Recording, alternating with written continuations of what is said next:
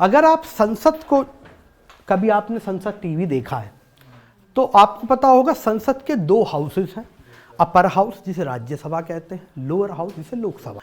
Lower house का देखा होगा आम इलेक्शन होता है, जनरल इलेक्शन होता है, आम लोग पार्टिसिपेट करते हैं और आम लोग पार्टिसिपेट करके एमपी चुनते हैं। अपनी अपनी जो उनकी सांसद का एरिया है वहाँ से सांसद चुनते हैं और वो सांसद दिल्ली में जाकर पार्लियामेंट में, लोकसभा में हमें रिप्रेजेंट करते हैं। राज्यसभा में भी सांसद होते हैं, लेकिन ये राज्यसभा के सांसद एमएलए चुनते हैं, यानी जिन्हें आपने डायरेक्ट विधानसभा में भेजा है, यानी अपनी स्टेट असेंबली में भेजा है, वो सांसद आपके बिहाफ पर राज्यसभा को चुनते हैं। और नाम से भी समझ में आता राज्यसभा, तो राज्य के जो हमारे रिप्रेजेंटेटिव हैं, प्रतिनिधि हैं, वही चुनेंगे उन्हें राज्यसभा। जैसे काउंसिल ऑफ स्टेट्स भी कहते हैं, बात एक ही है, राज्यसभा को या काउंसिल ऑफ स्टेट। तो ये दो हाउसेस हैं। इन दोनों हाउसेस की तो अब तो पता होगा, पहले तो पुरानी बिल्डिंग होती थी, अब नई बिल्डिंग होती है।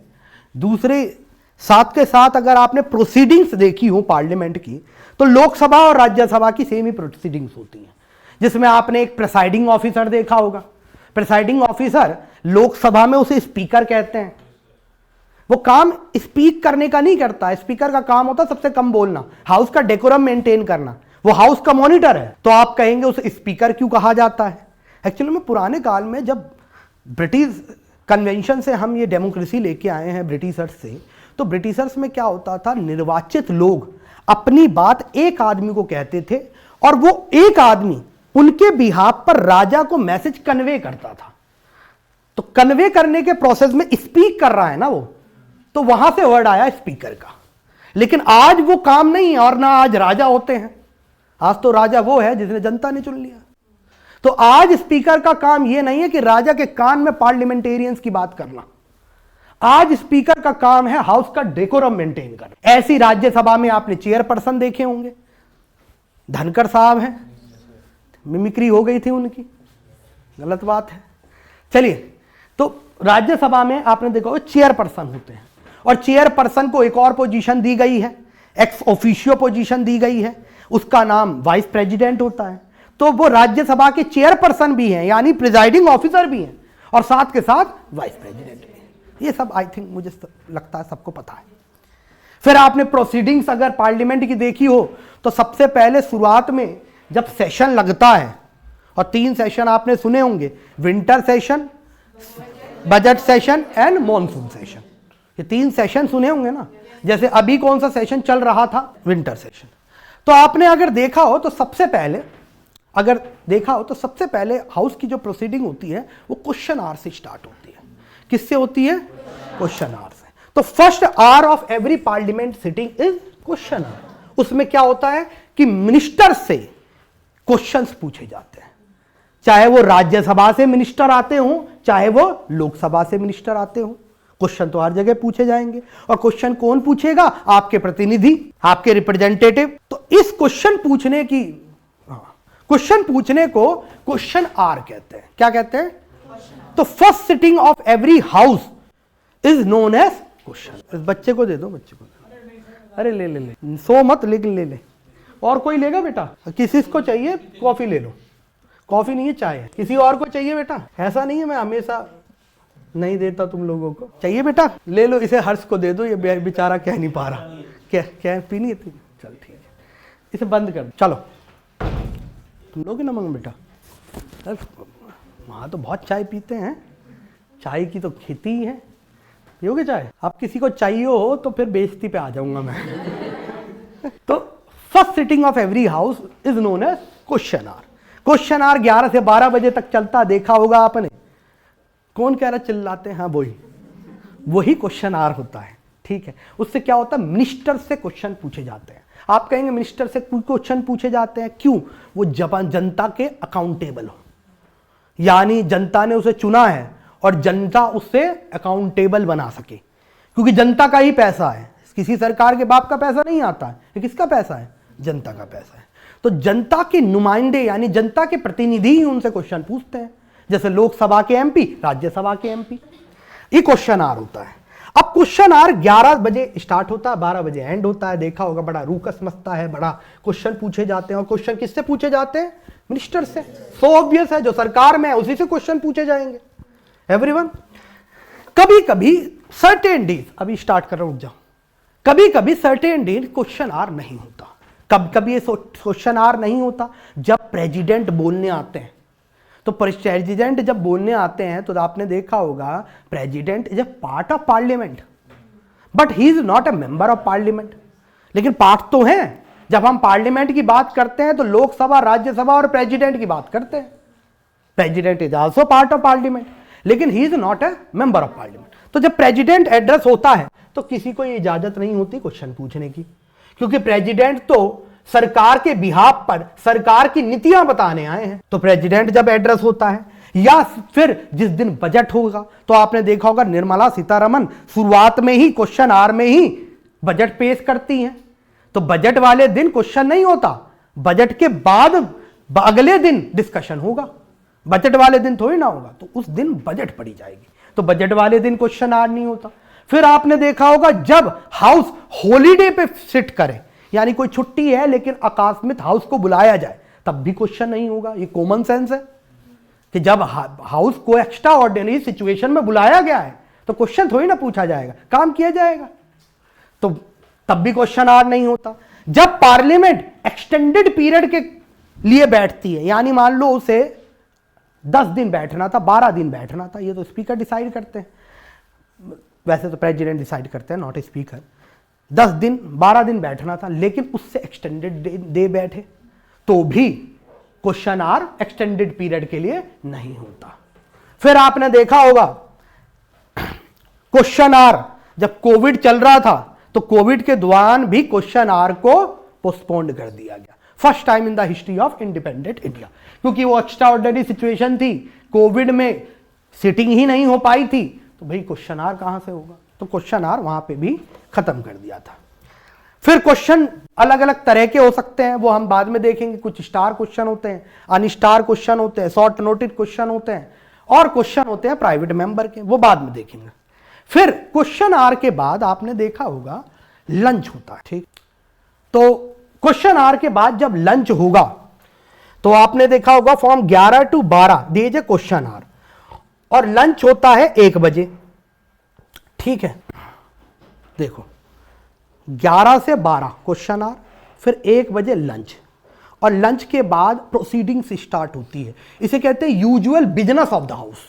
Usual business of the house में कमिटी बैठेगी, कमिटी, अगर किसी बिल पे कमिटी बैठी है तो कमिटी होगी। अगर मान लो किसी नॉर्मल जो भी बिजनेस है हाउस का वो होना, वो होगा। जो रेगुलर बिजनेस होते हैं, रेगुलर बिजनेस में बिल्स बनने हैं, उन पे कमिटी स्टेज बैठनी है। फिर बात है कि पार्लियामेंट्री सेक्रेटरी कोई मीटिंग होनी है तो मीटिंग होगी। तो जो जो बिजनेस होता है वो एक लंच के बाद होता है। 12 बजे से लंच के पीरियड तक 1 घंटा खाली है। उस 1 घंटा खाली में एक इंडियन इनोवेशन लॉन्च किया गया जो कहीं नहीं है दुनिया में, खाली इंडिया में है। उसे कहते हैं 0R। 0R का मतलब वो लॉट जिसमें आप खाली हैं, चाहे तो चले जाएं लंच करके बाद में आए, या तो उस समय आप क्वेश्चन पूछिए। तो उस आर को 0R कहते हैं, ठीक है। तो क्वेश्चन आर के बाद क्या होता है? 0R। और ये इंडियन इनोवेशन है, ये आप कहीं भी वेस्टमिंस्टर सिस्टम में नहीं देखेंगे। और ये भी कन्वेंशन की तरह इंडिया ने डेवलप किया है, इंडिया के पार्लियामेंट ने डेवलप किया है। एवरीवन, हाँ जी, कौन है, रुको।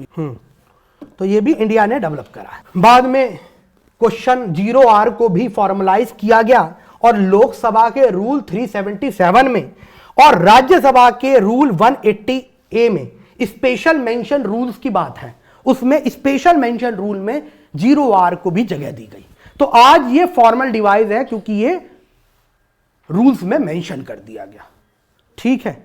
रूल्स क्या होते हैं? हाउस को चलाने के लिए रूल्स होते हैं, ठीक है। वो रूल्स आपने देखा होगा कोडिफाइड रूल्स हैं। पार्लियामेंट को पावर है कि वो अपने रूल्स बना सके, चाहे वो लोकसभा हो चाहे वो राज्यसभा हो। तो उसमें ही स्पेशल मेंशन रूल में आज 0R को मेंशन किया गया है, ठीक है। और 0R की ड्यूरेशन क्या होगी? लोग पूछे 0R की ड्यूरेशन क्या होगी? तो ये 15 मिनट का भी हो सकता है, 30 मिनट का भी हो सकता है, मैक्सिमम 1 घंटे का भी हो सकता है। इवन अगर स्पीकर या प्रिजाइडिंग ऑफिसर चाहें तो 1 घंटे से ज्यादा का भी हो सकता है। ठीक है, इसे 0 आवर कहते हैं। बाद में प्रोसीडिंग कैसी होती है लोकसभा की, इसकी बाद में बात करेंगे। हम आ जाते हैं आज के टॉपिक पे। ठीक, इसका नाम है motion, role of opposition and parliamentary privileges. ये तीनों बात करते हैं। ठीक है, चले तो कैसा होगा, क्वेश्चन आर, 0 आवर, उसके बाद usual business of the house. आपको क्या लगता है पार्लियामेंट खाली रूकस मचाता है, खाली आवाजें होती हैं? अरे वो तब होती हैं जब क्वेश्चन आ रहा है, और आप देखते क्वेश्चन आ रहा हो, क्योंकि आपकी मतलब की तो बात वही है कि किस एमपी ने किस मिनिस्टर से क्या क्वेश्चन पूछा और मिनिस्टर ने जवाब क्या दिया है। मिनिस्टर ने गलत जवाब तो नहीं दिया, अपने मिनिस्ट्री जो प्रिविलेज है उसका वायलेशन तो नहीं किया। समझ में आई बात? तो आपके लिए तो वही जरूरी है। यूजुअल बिजनेस में बिल में क्या हो रहा है, बिल कैसे बन रहा है, बिल के ऊपर कमिटी क्या है, कमिटी की रिपोर्ट पढ़ सकते हैं, वो आपका मुद्दा है। कमिटी कैसे काम कर रही है ये आपका मुद्दा नहीं है। ठीक है, तो आप मैक्सिमम क्वेश्चन आर ही देखते हैं या फिर 0 आवर देखते हैं। एवरीवन, बाकी की प्रोसीडिंग लाइव थोड़ी ना होती है। 1 बजे की बात की प्रोसीडिंग लाइव थोड़ी ना होती है कभी भी संसद टीवी पे। लाइव देखा है क्या कमेटी पे काम करते हुए लोगों को? नहीं। तो ये नहीं कहना कि पार्लियामेंट्री खाली रूकस मचाते हैं। ये एक इग्नोरेंट, अननॉलेजेबल आदमी की बातें हैं, जिसे चीजें नहीं पता है। पार्लियामेंट अगर काम ना करे तो ये बिल कहां से आ जाते हैं, एक्ट कैसे बन जाते हैं? तो क्वेश्चन आर में क्वेश्चन पूछना का ही प्रावधान है, तो क्वेश्चन ही पूछे जाएंगे। अगर क्वेश्चन का जवाब नहीं दिया जाएगा तो अपोजिशन वॉकआउट भी करेगी, ये भी उसका धर्म है। एवरीवन, चलिए अब पार्लियामेंट की अगर बात करें तो पार्लियामेंट में बहुत सारी चीजें मोशन रेजोल्यूशन हो। अब मोशन और रेजोल्यूशन को कैसे समझ में जाया जाए, तो आप देखो कोई भी प्रपोजल हाउस के समक्ष रखा गया है, ठीक है, उस प्रपोजल पे सारे पार्लियामेंटेरियंस की हामी हो सकती है। सारे पार्लियामेंटेरियंस का हामी को एस कहते हैं, सारे पार्लियामेंटेरियंस का नोज हो सकता है। तो कोई भी प्रपोजल जो ब्रॉट किया गया है before the house to have opinion और the decision of the house is known as motion. किसी भी चीज पे हाउस की राय लेने को मोशन कहते हैं। समझ में आई यहां तक बात? अब मोशन कितने तरीके के हो सकते हैं? बहुत तरह के मोशन हो सकते हैं। पहला मोशन जैसे सब्सटेंटिव मोशन। सब्सटेंटिव मोशन का मतलब जो मोशन सेल्फ कंटेन्ड होता है, फ्रेश प्रपोजल लेके आता है, वो पहले के किसी प्रपोजल से नहीं आया है। ठीक है, अब देखो पहले का प्रपोजल और न्यू फ्रेश प्रपोजल में क्या फर्क है, तो सब्सिडियरी और सब्सटेंटिव में क्या फर्क है ये देखते हैं।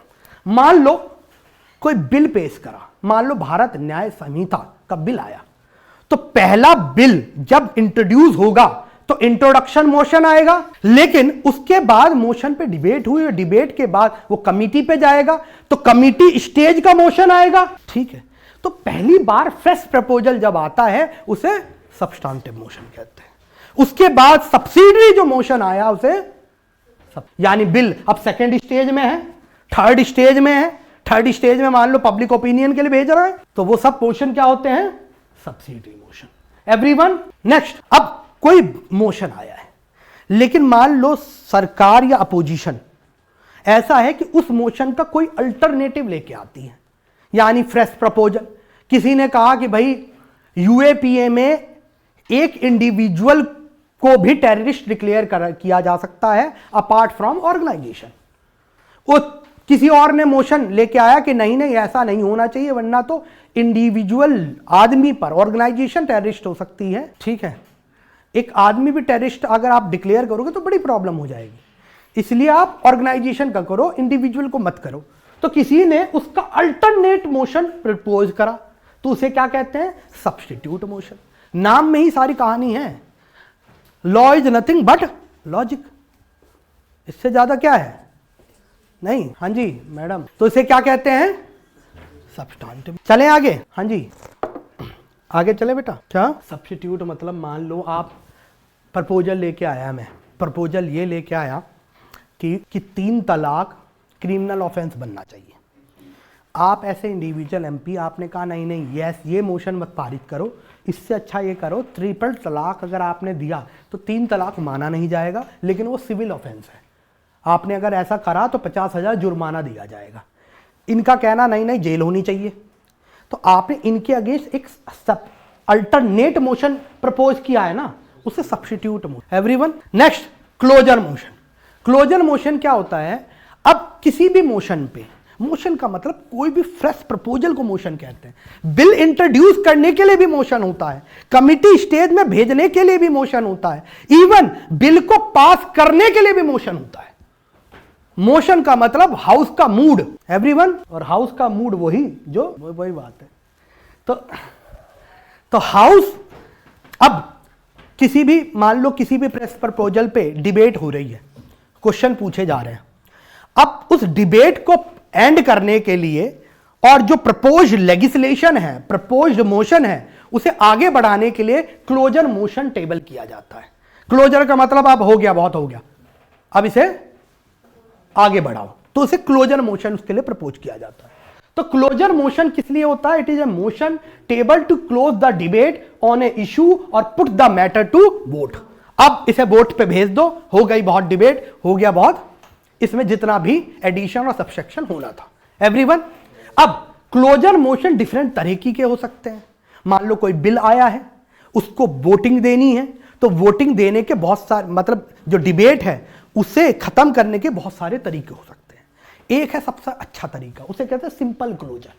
सिंपल क्लोजर का मतलब कि मैटर को, बिल को बहुत ढंग से डिबेट किया गया है, हर किसी को मौका मिला गया है, जिन उस बिल पे बोलना चाहते थे सबको तो मौका, कैसे 550 को दे दोगे आप? जो बोलना चाहते थे, जिन्होंने अपने आप को कहा कि मैं इस पक्ष पे बोलना चाहता हूं, कांग्रेस ने मान लो खड़गे साहब उठा दिए, समाजवादी पार्टी ने अपने उठा दिए, आरजेडी ने लल्लन उठा दिया, एंड सो फोर्थ।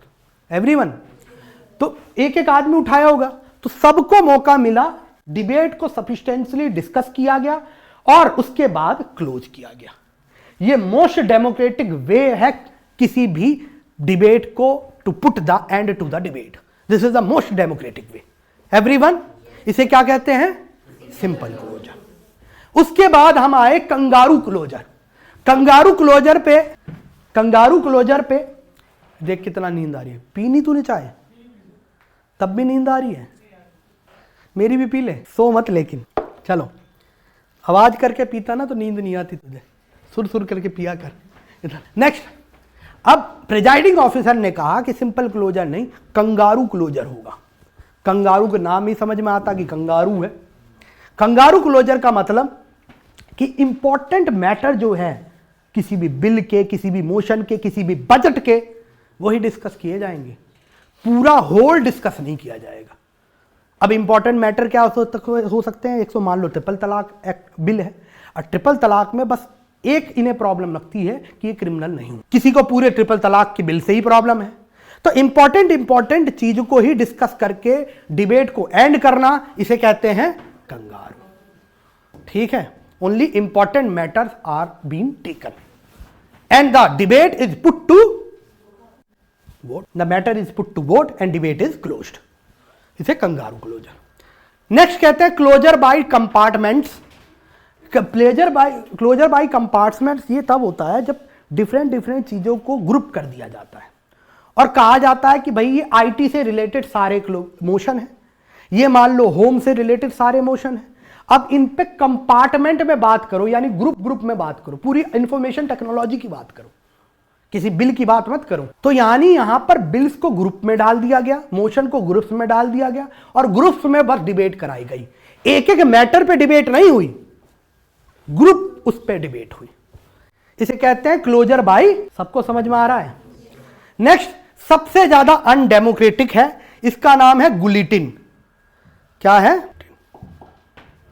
गुलिटिन आपने देखा होगा, तो फ्रांस में एक समय पर मारने की प्रथा थी, तो क्या होता था, गर्दन रख दी जाती थी, एक डिवाइस होता था, गर्दन रख दी जाती थी, ऊपर से तेज धारदार ब्लेड आता था और गला काट देता था। फ्रेंच रेवोल्यूशन में आपने ये देखा होगा, उससे पहले भी होता था, लेकिन फ्रेंच रेवोल्यूशन में बड़ा फेमस हो गया। फेमस क्या हुआ, तो गर्दन कट जाती थी, इसे कहते थे गुलिटिन। क्या कहते थे? गुलिटिन का मतलब है कि किसी भी, अब यहां पर गिलिटिन क्लोजर का क्या मतलब है? गिलिटिन क्लोजर का मतलब है कि यहां पर जितने भी मैटर डिस्कस होने हैं, जितनी भी डिबेट होनी है, उसे एकदम से रोक दिया। ठीक है, रोक दिया गया और मैटर को वोट के लिए छोड़ दिया गया, और वोट में तो जिसकी जितनी बहुमत है वही जीतेगा। तो this is known as guillotine motion. आपने देखा हो कितनी बार क्या होता है, एडजर्नमेंट हो जाता है, एडजर्नमेंट के बाद बैठती है पार्लियामेंट, बैठती है और एकदम से बिल पास कर, guillotine. Everyone, this is known as guillotine, this is most undemocratic. चले नेक्स्ट मोशन जो देखते हैं, करते हैं हम, उसका नाम है एडजर्नमेंट मोशन। क्या है? एडजर्नमेंट। तो हमने अभी कितने मोशन देखे? सबसे पहले सब्सटेंटिव, उसके बाद सब्सिडरी, उसके बाद क्लोजर, अब एडजर्नमेंट। एडजर्नमेंट मोशन का मतलब होता है जब भी कोई मैटर बहुत इंपॉर्टेंट है और हाउस सरकार की नजरें उस इंपॉर्टेंट मैटर पे डालना चाहता है, चाहे मणिपुर का वायलेंस हो, चाहे पेगासस का इशू हो, चाहे तुम्हारा इजराइल पैलेस्टीन का इशू हो, तो कोई भी बहुत इंपॉर्टेंट मैटर है, इजराइल पैलेस्टीन तो छोड़ो, मणिपुर की बात करते हैं, इसकी बात करते हैं, ये क्या नाम है अपना, मान लो किसान आंदोलन था उससे पहले, तो कोई भी इंपॉर्टेंट इशू पर मेंबर ऑफ पार्लियामेंट चाहते हैं कि सरकार की नजर जाए, एटमोस्ट इंपॉर्टेंट है, तो एक मोशन पारित होता है जिसे एडजर्नमेंट मोशन कहते हैं। अब सरकार मेजोरिटी कहां से आती है? लोकसभा से, लोकसभा से ही तो सरकार बन रही है, तो it is only available in, और ये तभी इशू होता है जब हाउस एक matter of urgent national importance पे हाउस सरकार का अटेंशन ड्रॉ करना चाहे, हाउस का अटेंशन ड्रॉ करना चाहे। एवरीवन, अच्छा नेक्स्ट आओ फर्दर। तो जब एडजर्नमेंट मोशन स्पीकर अलाउ करते हैं, क्या कौन कर रहा है? स्पीकर। तो जितने भी एजेंडा है दिन के, उसे सस्पेंड कर दिया जाता है और हाउस खाली वही एडजर्नमेंट मोशन का प्रपोजल डिस्कस करता है। फर्दर मोर, जो एक बार ये मोशन पास हो गया और ग्रांट कर दिया गया कि आप एडजर्नमेंट मोशन पे डिबेट डिस्कशन करो, तो कम से कम टाइम उसका 2.5 घंटे है। कितना? 2.5 घंटे। ठीक है। फर्दर ये स्पीकर के ऊपर है कि वो एडजर्नमेंट मोशन पहले तो एक्सेप्ट करे, उसके ऊपर वो पास करवाए, हाउस से वो पास होना चाहिए ना एडजर्नमेंट मोशन, तो पास होना चाहिए। तो before speaker would even consider adjournment motion, it should satisfy certain condition, कुछ कंडीशन भी सेटिस्फाई होगी तभी एडजर्नमेंट मोशन लेके आया जाता है। क्या क्या कंडीशन है? सबसे पहले ये नेशनल इंपॉर्टेंस का केस होना चाहिए, सरकार इन्वॉल्व होनी चाहिए, सरकार के खिलाफ ही एडजर्नमेंट मोशन आ रहा है कि भाई आपकी नजरें कहां है, मणिपुर में क्या हो रहा है। ठीक है, तो ये नेशनल इंपॉर्टेंस, रिस्पॉन्सिबिलिटी होनी चाहिए सरकार की। दूसरा, ये किसी क्वेश्चन ऑफ प्रिविलेजेस के बिहाफ पर नहीं आ सकता। मान लो किसी मिनिस्टर ने कुछ गलत कह दिया है, तो अपने प्रिविलेज का जो वो प्रिविलेज मिला था उसे, उसका हनन किया है ना, तो उसके खिलाफ नहीं क्या कहते हैं एडजर्नमेंट मोशन आ सकता। ये नेशनल इंपॉर्टेंस की चीज होनी चाहिए, चुट्टा पुट्टा चीजों के लिए नहीं आता है ये। समझ में आया? फर्दर, अगर ये कोई भी मैटर हाउस में ऑलरेडी डिस्कस हो रहा है, उसके ऊपर भी एडजर्नमेंट मोशन नहीं लाया। इट शुड बी स्पेसिफिक, यानी वो पर्टिकुलर स्पेसिफिक ये नहीं है कि आप एडजर्नमेंट मोशन में इधर उधर की बात करें। बात करनी थी मणिपुर में, बोल रहे हैं अदानी, तो ये नहीं हो सकता। It should be on specific issue. Furthermore, it should not raise the sub judicial matter. ये भी बड़ा खतरनाक पॉइंटर है कि जो मामला कोर्ट में निलंबित है, पेंडिंग है, उसके ऊपर एडजर्न मोशन नहीं लाया जा सकता। ये तो खैर मूर्खता है। जब कोई भी जुडिशियल मैटर को मीडिया डिस्कस कर रहा है, आम लोग डिस्कस कर रहे हैं, पार्लियामेंटेरियन क्यों नहीं डिस्कस करेंगे? मीडिया डिस्कस कर रहा है, आम लोग डिस्कस कर रहे हैं, तो पार्लियामेंट पे ये कैसा क्या? खैर, प्रोपोजिशन ये पहले की बनी हुई है, अभी भी चल रही है। कोई भी मैटर सब जुडिस है, वो भी सब जुडिस समझते हैं ना, कोर्ट में निलंबित है, उस पे भी डिस्कशन नहीं हो सकता। फर्दर ये तभी मोशन लाया जाएगा जब एटलीस्ट 50 लोकसभा के एमपी सपोर्ट करेंगे। ऐसा नहीं किसी भी Tom Dick and Harry matter के लिए आ जाए। फर्दर अगर ये सारी रिक्वायरमेंट पूरी भी हुई तब भी ये गारंटी नहीं है कि स्पीकर अलाउ करेगा। ये तो स्पीकर की एथिक्स पे, स्पीकर के मोरालिटी पे डिपेंड करता है कि वो ये लेके आते हैं एवरीवन। फर्दर मोर जब भी स्पीकर अलाउ करेंगे एडजमेंट मोशन, ये 2 से 2.5 घंटे चलेगा, मिनिमम 2.5 घंटे होना चाहिए। और इसके बाद क्या होगी? वोटिंग होगी ना। अब अगर एडजमेंट मोशन पास हो जाए, एडजमेंट यानी कोई नेशनल इंपॉर्टेंस का वो है, एडजमेंट मोशन लाया गया, डिस्कशन किया गया और सरकार को कटघरे में खड़ा करा गया। अगर एडजमेंट मोशन पास हो जाए तो इसका मतलब सरकार की गलती है, तभी तो वो पास हो गया। और अगर ये पास हो जाए तो इसका मतलब रेप्रीमांड ऑफ द गवर्नमेंट। आपको फटकार लगी है, कहां से? क्या कह रहा है? ऐसे फटकार रोजाना लेता हूं मैं, हमको कोई फर्क नहीं पड़ता क्या? तो इसका मतलब reprimand, censure to the government, the parliament has reprimanded the government. सरकार को ठीक है, ऐसा भी है क्या? ईडी भेज देगा, सरकार को फटकार लगाओगे बेशर्मो तुम। चलिए लिख लिया, चलिए आ गया। तो एडजमेंट मोशन समझ में आ गया। नेक्स्ट मोशन हम चलते हैं प्रिविलेज मोशन। क्या है? अभी पार्लियामेंट्री प्रिविलेजेस की भी बात करेंगे हम। तो नेक्स्ट मोशन इज प्रिविलेज को हिंदी में क्या बताओ? क्या? विशेष अधिकार। तो प्रिविलेज विशेष अधिकार, बहुत अच्छा कहा बच्चे ने, विशेष अधिकार। तो प्रिविलेज मोशन, अब विशेष अधिकार, पहले तो विशेष अधिकार हम समझे क्या होता है। अब क्या है, मिनिस्टर को पार्लियामेंट ने कुछ पूछा है, डिबेट हुई है, मान लो पूछ लिया नंबर ऑफ अनएम्प्लॉयड के लोग कितने हैं, तो मिनिस्ट्री ऑफ लेबर को इसका डेटा देना चाहिए। तो पार्लियामेंट्री ने पूछा है, अगर स्टार क्वेश्चन पूछा है तो it should be substantiated by a fact. ये तो इंपॉर्टेंट है ही। किसी को कोई क्वेश्चन पूछा है, उसने झूठ बोला, गलत बोला और अपने जो विशेष अधिकार है उसका उल्लंघन किया, तो उस मिनिस्टर के खिलाफ प्रिविलेज मोशन लग सकता है। तो ये कोई भी एमपी किसी मिनिस्टर के खिलाफ लेके आ सकता है। और ये तब कब होता है? जब किसी भी मिनिस्टर ने अपना जो प्रिविलेज है, विशेष अधिकार है, उसका हनन किया है, मिसलीड करा है, फैक्ट को डिस्टोर्ट करा है, झूठी इंफॉर्मेशन दी है। स्मृति ईरानी याद आ गई, उसके खिलाफ लगा था ना पास, ठीक है, झूठ बोला पार्लियामेंट में खड़ा होकर, ठीक। जेएनयू में कहा बच्चों ने कि नेट की स्कॉलरशिप नहीं है, तो कह रहे ठीक है ना, नेट तो चल ही रहा है, वाईफाई देखो आ ही रहा है। हमारे इंडिया में भी एजुकेशन मिनिस्टर बहुत अच्छे रहे हैं, बहुत अच्छे एजुकेशन मिनिस्टर बनाए जाते हैं। क्या हुआ? चलो, एक बिहार के भी एजुकेशन मिनिस्टर हैं, वो पता चला अपने ही अंक लिखे हुए पढ़ नहीं पा रहे, ठीक है, होमवर्क ही नहीं करके आए। होता है, लोग जैसे होते हैं उनके प्रतिनिधि भी वैसे ही होते हैं, सरकार भी वैसी मिलती है। आप अपने गिरवान में जाके के देखिए, आप जैसे हैं आपको लोग भी वैसे ही मिलेंगे, सो ऑब्वियस है, सब चीज साइकिल है। चलिए, तो दैट इज प्रिविलेज मोशन। आगे चले बेटा, लिख लिया। Next, dilatory motion. Dilatory motion ये होता है कि हाउस कोई भी इशू पर, क्या भाई इतनी आवाज क्यों हो रही है?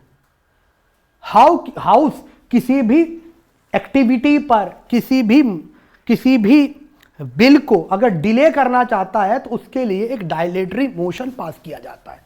तो it can be move to delay और postpone the activity of the house on any issue.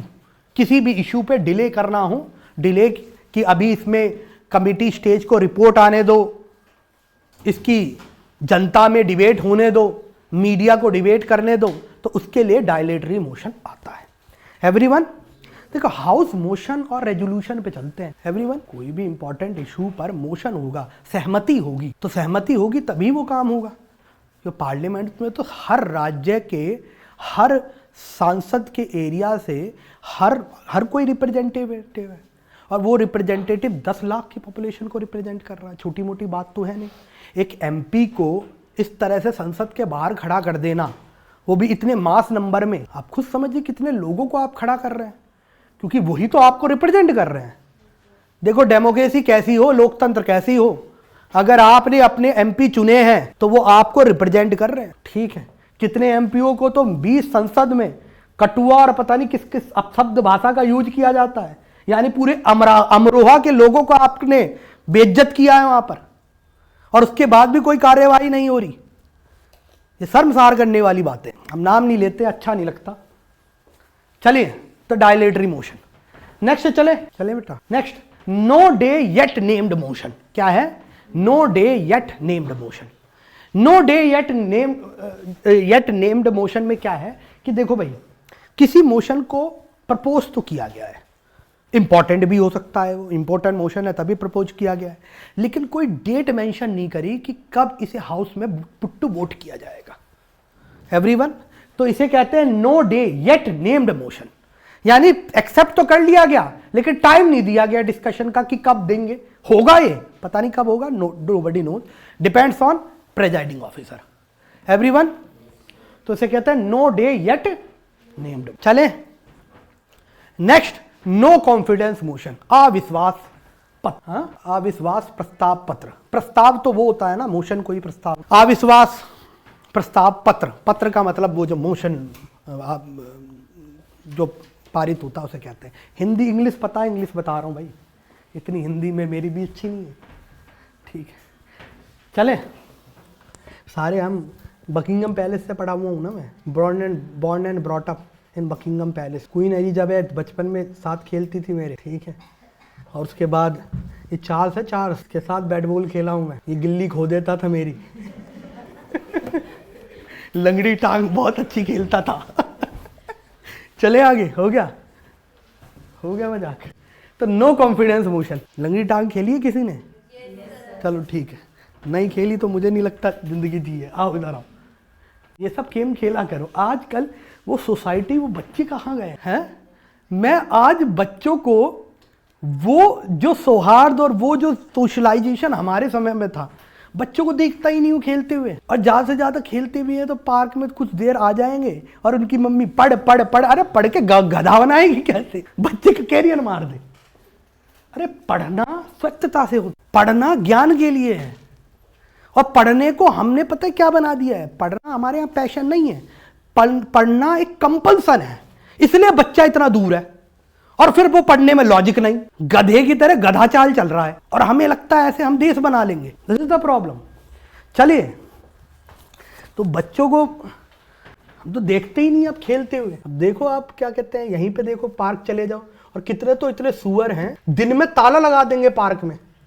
अरे बुड्ढे, तूने अपनी जिंदगी जी ली, इन बच्चों को जीने दो। कौन ताला लगाता है यार पार्क में? क्या मूर्खता है। हम तो दिन में ही खेलते थे पूरा दिन। चलो, और जितना विकास हमारे प्लेग्राउंड देता है उतना विकास दुनिया की कोई नॉलेज नहीं दे सकती। जितना विकास उस स्पोर्ट्समैनशिप में है उतना विकास भी कहीं नहीं है। चलो, अरे मैं नहीं, स्वामी विवेकानंद कह रहे हैं, उनकी भाषा बोली मैंने। चलो, अभी आत्मा आई थी उनकी, सही में ये स्वामी विवेकानंद ने कहा है, मैं नहीं कह रहा हूँ।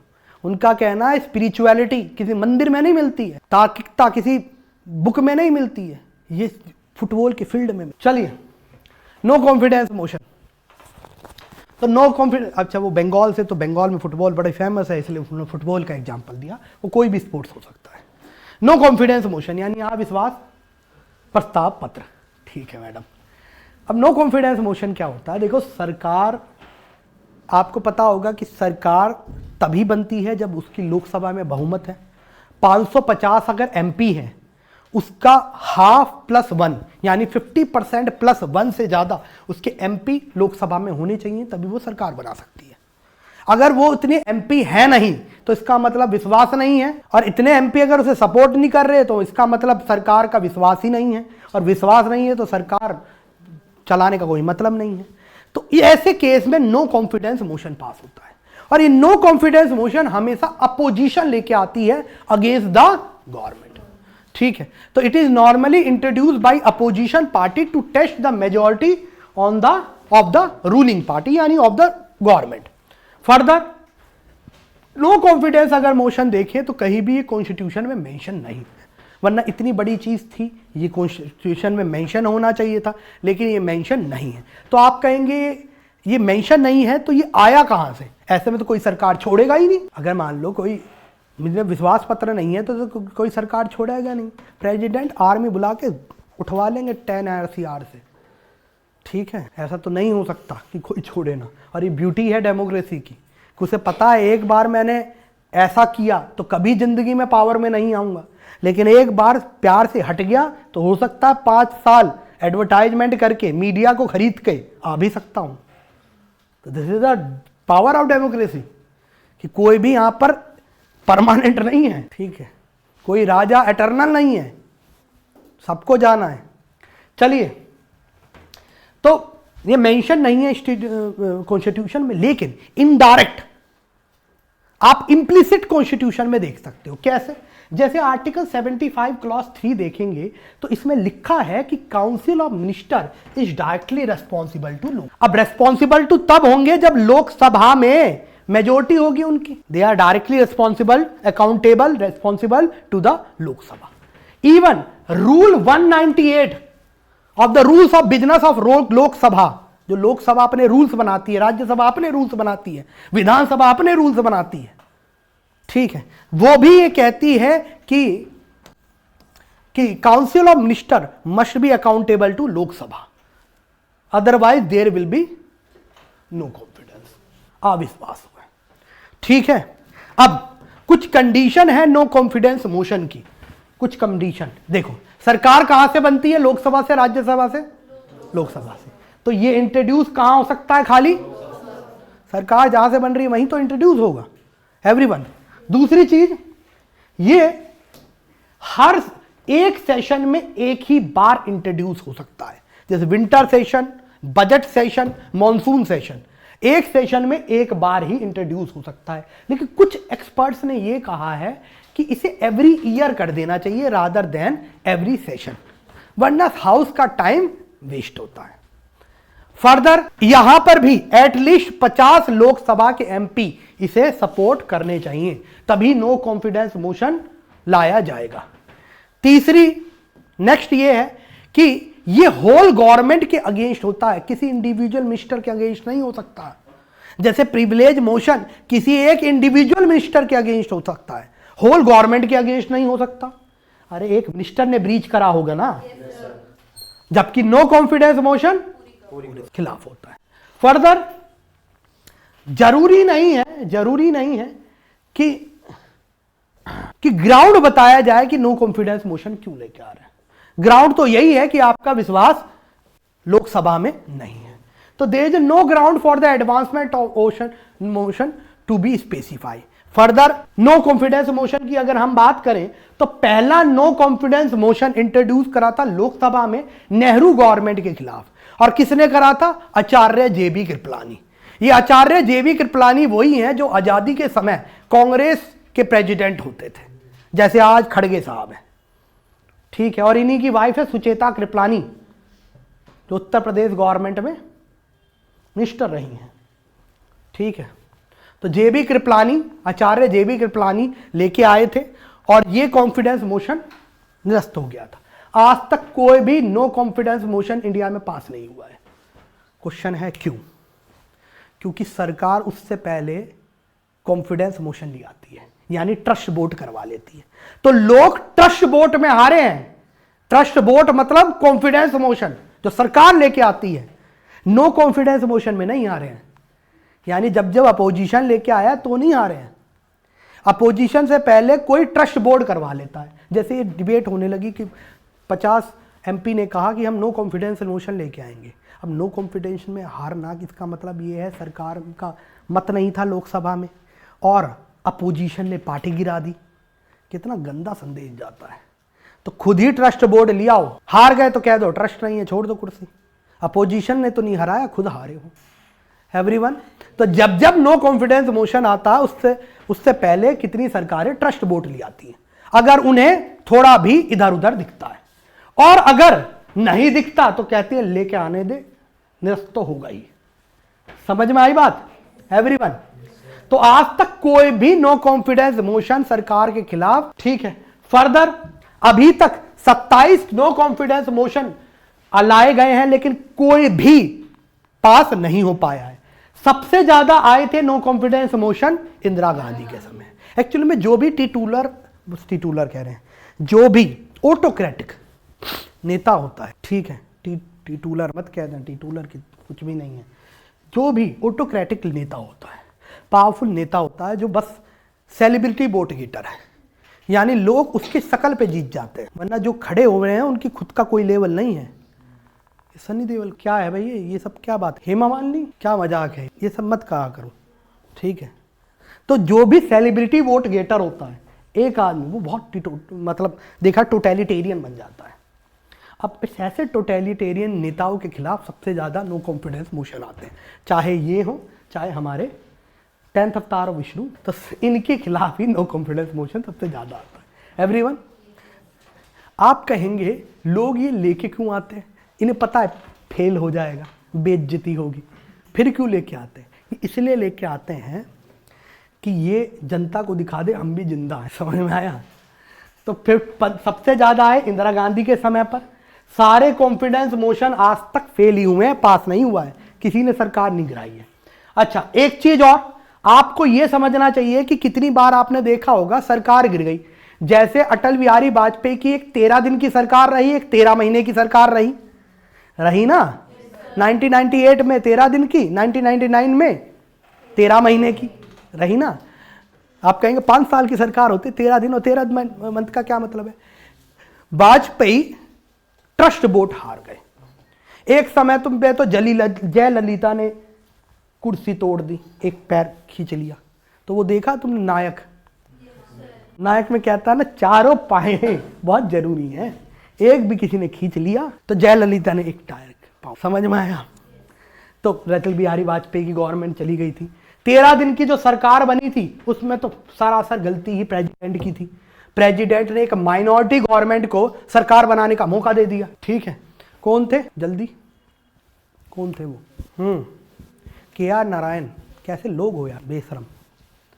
चलो, तो वाजपेयी गवर्नमेंट हो या देवगौड़ा गवर्नमेंट हो या VP सिंह की गवर्नमेंट हो, मंडल कमीशन को स्थापित करने वाले OBC वाले, इन सब की सरकार ट्रस्ट वोट में गई है, नो कॉन्फिडेंस मोशन में नहीं गई है। और आज अभी तक कितने नो कॉन्फिडेंस मोशन आए हैं? कितने पास हुए हैं? ठीक है, चलें आगे। अब बात करते हैं कॉन्फिडेंस मोशन की, जिसे ट्रस्ट वोट कहते हैं, ठीक है। चले बेटा आगे। तो ट्रस्ट वोट की बात करें तो trust vote is also known as confidence motion कहते हैं, ठीक। अब ट्रस्ट वोट जो है ये सरकार लेके आती है, और सरकार में वही लेके आएगा जो 10th अवतार और विष्णु है, वही लेके आएंगे, वही ट्रस्ट कहेंगे कि हमारा सर वही सरकार बना रहे। प्राइम मिनिस्टर गए, सरकार गिर गई, सो सिंपल है, ठीक। तो प्राइम मिनिस्टर लेके आते हैं, और ये ट्रस्ट वोट तब ज्यादा जरूरी होती है जब आपकी कोएलिशन गवर्नमेंट हो। कोएलिशन समझते हैं ना, गठबंधन की सरकार हो। क्या बात है, अभी वो हिंदी क्यों नहीं याद आ रही? गठबंधन की सरकार हो। अब बाकी आप अगर मेजोरिटी हैं, ठीक है, 270 से भी ज्यादा आपके MP हैं, तो कौन ही क्या ही ट्रस्ट वोट और क्या ही नो कॉन्फिडेंस। आप जो चाहोगे वो होगा, भगा दो सारे MP को बाहर, कोई बात नहीं। समझ में आया? तो ये सरकार मोस्टली, ये यूजली जो ट्रस्ट बोर्ड की जरूरत है तो कोलिशन गवर्नमेंट में होती है। अगर आपकी सरकार की उतनी MP है तो आपको ट्रस्ट बोर्ड दिखाने की भी जरूरत नहीं है। फर्दर, कॉन्फिडेंस मोशन रूल्स में मेंशन है, लेकिन आप देखेंगे नो, जो कॉन्फिडेंस मोशन है ये किसी रूल्स में मेंशन नहीं है। नो कॉन्फिडेंस मोशन मेंशन है, लेकिन कॉन्फिडेंस मोशन मेंशन नहीं है। तो आप कहोगे ये लाया कैसे जाता है? एक्चुअली में रूल 184 है लोकसभा का, और रूल 184 है लोकसभा का, 184 है लोकसभा का। उसमें क्या होता है, और 193, दोनों बता देता हूं, दोनों रूल समझ लो। 2 तरह के मोशन है, ये भी मोशन है ना, confidence and non confidence motion. एक मोशन होता है जिसे वोटिंग की जरूरत, वो रूल आते हैं 193 के अंदर। कुछ मोशंस को वोटिंग की जरूरत होती है, वो मोशन आते हैं 184 के अंदर। तो होता क्या है, कॉन्फिडेंस मोशन को 184 के अंदर इंट्रोड्यूस कर दिया जाता है। इसका रूल नहीं दे रखा है रूल बुक में, ट्रांजैक्शन ऑफ बिजनेस में, लेकिन ये कहां मेंशन है, 184 के अंदर जो मोशन को वोटिंग की जरूरत होती है उस मोशन के बिहाफ पर कॉन्फिडेंस मोशन को इंट्रोड्यूस कर दिया जाता है। कभी आपने अगर कोई सरकार की डिबेट देखी हो और मान लो लोकसभा की डिबेट देखी हो, तो आपने देखा होगा अपोजिशन हमेशा इस रूल के मोशन की डिमांड करेगा, जबकि सरकार हमेशा कि वोटिंग की क्या जरूरत है, जब हमारा बहुमत है, ये कहेंगे वोटिंग होनी चाहिए। देखा है कभी ये डिबेट? तो अपोजिशन किसकी डिमांड करेगा, 184 की, और सरकार यानी वो मोशन जिन पे वोटिंग की जरूरत नहीं है वो 193 के अंदर है, वो मोशन जिस पे वोटिंग की जरूरत है वो, समझ में आई बात? थोड़ा बहुत देखते हो टीवी वीवी या फिर संसद टीवी देखा है कभी? चलो कहते हैं ना रूल 193 के अंदर है। चलो नेक्स्ट, अब उन प्राइम मिनिस्टर को देखते हैं जो आज तक कॉन्फिडेंस मोशन हारे हैं, यानी ट्रस्ट वोट हारे। देखो विधानसभा में तो बहुत होता है, हम रीजनल पॉलिटिक्स के क्वेश्चन आते नहीं है यूपीएससी में कि आपसे कोई पूछेगा कि कर्नाटका में कितने ट्रस्ट वोट फेल हुए, कोई नहीं पूछेगा। ऐसे तो 28 राज्य हैं इंडिया में, किस किस के देखते रहोगे। सेंटर की बात करते हैं, वैसे भी केंद्र सरकार की सर्विस में ही आप जाते हैं। ऑल इंडिया सर्विस है क्या? वो लड़के और लड़कियां जो सरकार सेंट्रल गवर्नमेंट के नुमाइंदे हैं, स्टेट में काम कर रहे हैं, वही है ऑल इंडिया सर्विस है क्या? तो अगर बात करें सेंट्रल गवर्नमेंट की, योन मुझे पसंद, योन मत क्या करो, चाय पिएगी? योन अलाउड नहीं है। किसको समझ में नहीं आ रहा है तो योन का क्या मतलब, कितने सालों से नहीं सोई। चलो, तो अगर प्राइम मिनिस्टर जिन्होंने ट्रस्ट वोट अभी तक हारा है वो कौन कौन से? सबसे पहले चौधरी चरण सिंह। एक्चुअल में चौधरी चरण सिंह ट्रस्ट बोर्ड में नहीं हारे थे, ट्रस्ट बोर्ड होने वाला था, इन्हें पता था मैं हार जाऊंगा, पहले ही रिजाइन दे दिया, अपनी इज्जत। तो चौधरी चरण सिंह रिजाइन कर दिया। वीपी सिंह ट्रस्ट बोर्ड हारे थे। उसके बाद 1996 वाला जो 13 दिन की सरकार थी, वाजपेयी भी बिना ट्रस्ट बोर्ड करे रिजाइन कर दिया, लेकिन एक जगह वो वन वोट से 1999 में हारे थे, जब जयललिता ने कुर्सी का पैर, और देवगौड़ा भी ट्रस्ट बोर्ड में हारे थे। तो आज तक 3 प्राइम मिनिस्टर ट्रस्ट बोर्ड में हारे हैं। कौन कौन से? चरण सिंह हारे हैं, वीपी सिंह, देवगौड़ा और एक। तो 3 प्राइम मिनिस्टर आज तक ट्रस्ट बोर्ड से हारे। चलें आगे, यहां तक समझ में आया? Next, censure motion. सेंसर से ही मतलब आता है, सेंसर बोर्ड देखा होगा, उसका नाम वैसे सेंसर बोर्ड नहीं है, उसका नाम central board of film certification है। वो इतना कट लगाती है कि उसका नाम सेंसर बोर्ड पड़ गया है, वो आम भाषा में है। जैसे हम जीएस पेपर 2 जो आता है, पेपर सेकंड जो आता है प्रीलिम्स में, उसे सी सेट कहते हैं। सी सेट नाम को यूपीएससी में थोड़ी ना है, कोई फॉर्मल नेम थोड़ी ना है, तो वैसे ही नाम दे दिया है आम बच्चों ने, सी सेट है, एप्टीट्यूड टेस्ट है, मतलब तो पेपर सेकंड कहती है एवरीवन। तो इनफॉर्मल भाषा में सेंसर, अगर सेंसर बोर्ड जैसे कहा जाता है, सेंसर का मतलब होता है सेंसर करना। अब सेंसर मोशन जब पास होता है तो देखिए क्या होता है, देखिए कोई मान लो आपने मणिपुर पे कुछ नहीं किया, मान लो आपने, मैं एक एग्जाम्पल दे रहा हूँ, ये सरकार से मत कहने लगना और लिख मत देना ये मणिपुर में कुछ, ठीक है? तुम ये लिखना क्या क्या करना चाहिए, सरकार ने कुछ नहीं किया ये तुम्हारा मतलब नहीं है, ठीक है? कहने का मतलब मणिपुर पे जैसे कुछ नहीं हुआ, या फिर मान लीजिए पेगासस से आम individual MP including opposition party के एक कौन अमूल बॉय कह रहा, हाँ, उन पे पेगासस लगाया गया, सर्विलांस लगाया गया। इंडिविजुअल एमपी की ही जब गोपनीयता, प्राइवेसी अगर खतरे में है तो आम आदमी का तो बात ही क्या है, ठीक है? तो अगर मान लो इन सब चीजों पर सरकार को स्कॉल्ड करना हो, इन्हें फॉर्मल वे, डिस्ट्रेस दिखाना हो हाउस को कि सरकार ने ये काम गलत किया है, तो उसके लिए सेंसर मोशन पास किया जाता है। एवरीवन, सेंसर मोशन का पास होने का मतलब ही है to scold in a formal way, और टू रेप्रीमांड, और टू एक्सप्रेस डिस्ट्रेस, एक तरह की असहमति दिखाना। और ये भी कहां इंट्रोड्यूस हो सकता है खाली एवरीवन? अच्छा, ये आपको पता है सेंसर, रेप्रीमांड किसी इंडिविजुअल एमपी के, वो सॉरी मिनिस्टर के अगेंस्ट भी हो सकता, नॉट एमपी, मिनिस्टर के अगेंस्ट भी हो सकता और सरकार के अगेंस्ट भी हो सकता, दोनों के अगेंस्ट यह इंट्रोड्यूस किया जा, ठीक है। हेलो फ्रेंड्स, चाय पी लो। ठंडी हो गई, रसना बना दिया तुमने बेशर्मो, और फिर भी ये सो रही थी। चले नेक्स्ट, मोशंस अभी तक हो गए। एक बार मैं चाय पी लेता हूँ, सारे मोशन एक बार पढ़ लूँ, ठीक है, फिर रेजोल्यूशन कर दो। किसी में ना पूछने आए तो बता दो। ठंडी हो गई चाय, पढ़ लिया। हर्ष गोन का नहीं आया बेटा, ये तो स्पीकर डिसाइड कर, तो टाइम लिमिट थोड़ी एक्सटेंड किया। इतने क्लियर कंसाइज रूल नहीं होते, कुछ स्पीकर प्रेजाइडिंग ऑफिसर पे चीजें छोड़ दी। अब यार motion of thanks president address के बाद, इसका मतलब मोशन ऑफ थैंक्स का पास होना चाहिए। मोशन ऑफ थैंक्स का मतलब ये होता है कि सरकार की बहुमत है, और फिर प्रेसिडेंट एड्रेस के बाद वो इसलिए करा जाता है कि सरकार से लोग खुश हैं। मोशन ऑफ, चले आगे रेजोल्यूशन पे आ जाए। क्या बेटा, गिलिटिन गुलिटिन क्लोजर मोशन। हाँ तो मतलब कोई बिल आ रहा है और उस बिल डिबेट को कट शॉर्ट कर दिया स्पीकर ने, कह रहा नहीं होगा इस पे डिस्कस, बुलेटिन कहते हैं उसे। गिलिटिन क्या हो बेटा, कौन लेके आना? अरे तो मिनिस्टर इंट्रोड्यूस करेगा, वो क्यों लेके आएगा दोबारा? मिनिस्टर ने ही तो, देखा जाए स्पीकर ने खत्म किया है तो मिनिस्टर के लिए तो अच्छा है, क्वेश्चन नहीं पूछे जाएंगे, है ना। नहीं, मोशन ऑफ थैंक्स ऐसा नहीं है खाली लोकसभा में होता है, ये राज्यसभा में भी हो सकता है मोशन ऑफ थैंक्स।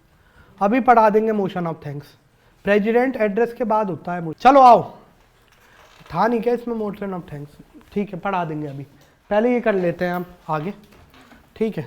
वो प्रेसिडेंट एड्रेस में मोशन ऑफ थैंक्स मैंने पढ़ाया होगा वैसे आप लोगों को, प्रेसिडेंट वाला लेक्चर। चलो ये आम उससे अलग है ना, ये तो मान लो प्रेसिडेंट ने एड्रेस दिया है तो उस पर मोशन ऑफ थैंक्स होता है, और मोशन ऑफ थैंक्स का मतलब ये है सरकार की चीज़ों से खुश है।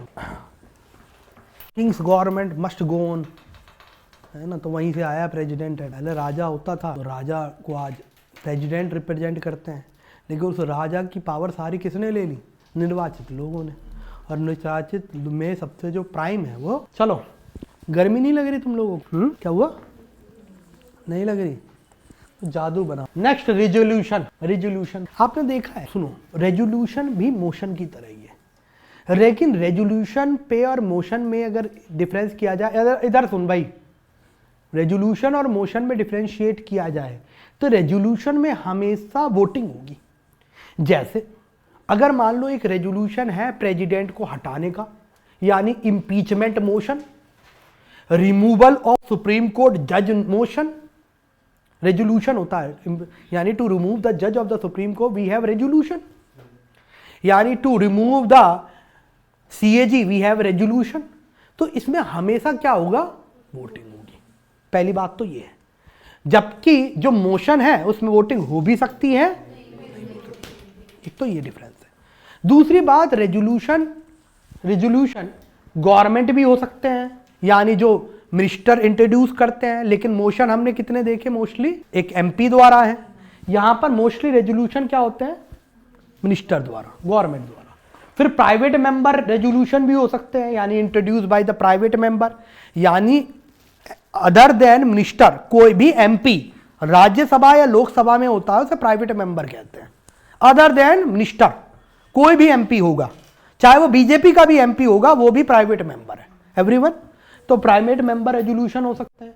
कुछ स्टैट्यूटरी रेजोल्यूशन होते हैं। स्टैट्यूटरी रेजोल्यूशन का मतलब जिनकी कोई कॉन्स्टिट्यूशनल या लीगल वैलिडिटी है, जैसे removal parliament, removal resolution of removal of CAG, removal of जजेस, रिमूवल ऑफ स्पीकर, ये सब रेजोल्यूशंस होते हैं। एवरीवन, तो पहला तो आप देखो, resolution is a formal expression of the sense of the house that it's will, it's opinion. Definition उसी की तरह लगेगी जो आपने अभी मोशन पढ़ के आए हो, वही डेफिनेशन है, क्योंकि the difference between the motion and resolution is less of the content, more of the procedure. Content तो सेम है लेकिन प्रोसीजर में डिफरेंस है। और वो प्रोसीजर क्या है, वो प्रोसीजर क्या है कि हर रेजोल्यूशन वोटिंग के द्वारा आएगा, जबकि मोशंस पास भी हो सकते हैं, एडॉप्ट भी हो सकते हैं, विदाउट वोटिंग भी as well as with voting भी। समझ में आया? तो कंटेंट तो सेम है, प्रोसीजर डिफरेंट है। तो क्या है, कुछ मोशंस को, मोशन एक बड़ा सेट है, कुछ मोशंस को हम रेजोल्यूशंस कहते हैं। एवरीवन, एवरीवन, चलो समझ में आया बेटा? चलिए अब कुछ टाइप्स ऑफ रेजोल्यूशंस होते हैं। अच्छा, एक चीज और, जब भी हम कोई रेजोल्यूशन लेके आते हैं वो हमेशा एक फ्रेश प्रपोजल होता है। यानी हम ये कह सकते हैं all resolution can be describe as substantive motion, यानी हमेशा फ्रेश प्रपोजल होगा। फ्रेश प्रपोजल के साथ क्या होगी? फ्रेश प्रपोजल के साथ क्या होगा? क्या होगा? वोटिंग होगी। डिफरेंशिएट करो जल्दी से मोशन और रेजोल्यूशन में, देखो कितना समझ में आया है जल्दी से। हाँ, कौन करेगा? आप बताओ। मोशन में वोटिंग ही नहीं होती? वोटिंग सारे मोशन में वोटिंग नहीं होती है, और जबकि रेजोल्यूशन में। और क्या डिफरेंस है मोशन और रेजोल्यूशन? और क्या डिफरेंस है? सारे रेजोल्यूशन एक फ्रेश प्रपोजल के साथ आते हैं, यानी सारे रेजोल्यूशन को हम सब्सटेंटिव मोशन कह सकते हैं। समझ में आया यहां तक? चलिए, आप कैसे, आप अभी अभी पढ़ाया बेटा, आपने कैसे गच्चा मार दिया? आप कह रहे सारे रेजोल्यूशन बिना वोटिंग के पास, मतलब सारे मोशन में वोटिंग की जरूरत नहीं है। ऐसा नहीं है। हम मान लो bill is put to vote और कह रहे हैं हमने क्लोजर मोशन करा है, क्लोजर मोशन के बाद बिल जाना है, तो वोटिंग हो रही है ना। अभी अभी मैं पढ़ा रहा था आपको 196 और 194